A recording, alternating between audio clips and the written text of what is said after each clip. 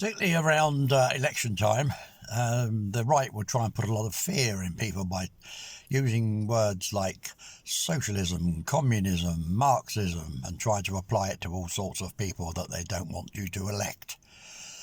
And it does arise quite a degree of confusion sometimes, so I thought I'd make it simple and short for anyone that's not too sure.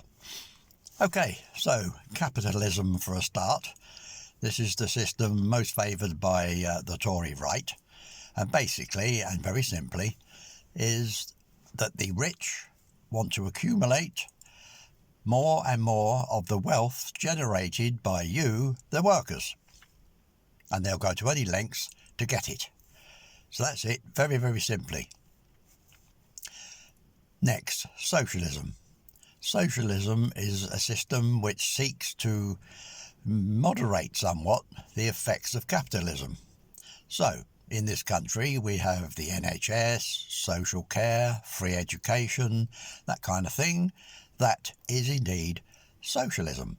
It's where collectively the state tries to look after the people, and this is to a degree favoured by the capitalists because at least it keeps you going, keeps you fit, healthy, reasonably educated, but not too much, in order to create more wealth for them to get off you one way or another. Next, Marxism. Actually, Marxism isn't really an ism, right? It's merely a statement of how society could progress from one thing to another. The one thing being capitalism and the other being communism. So whereas, generally speaking, socialism operates within the capitalist system and just moderates it somewhat, then we can move on to communism. But before I do, let me just explain that Marx made the point that it's impossible to go straight to communism in a country which is very poor. We need, or it needs, a successful capitalist system to generate the initial wealth and the structure of a society and the consumerism that goes with it, and then you can progress through socialism into communism. You can't go straight to communism in a poor country because the people, well, the natural state of human beings is to be a bit on the greedy side, and certainly self-preservation comes into it. So nobody's going to want to share straight away if they haven't got much to start with. Okay, so that's very simply put. If you want more details, plough your way through Karl Marx's book Das Kapital. It'll take you probably a fortnight and you won't understand bugger all at the end of it, because I don't, except for the basics.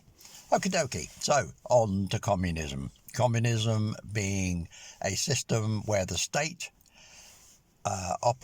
controls and owns just about everything.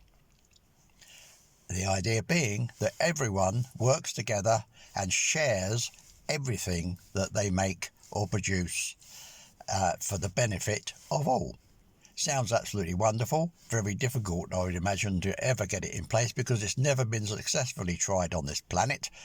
But, well, not quite true. It's been tried, but every time the military and industrial and financial wealth of the United States has come straight in and stomped on it, which is easily understandable when you think that America is probably the epitome of capitalism. They don't want to give up anything.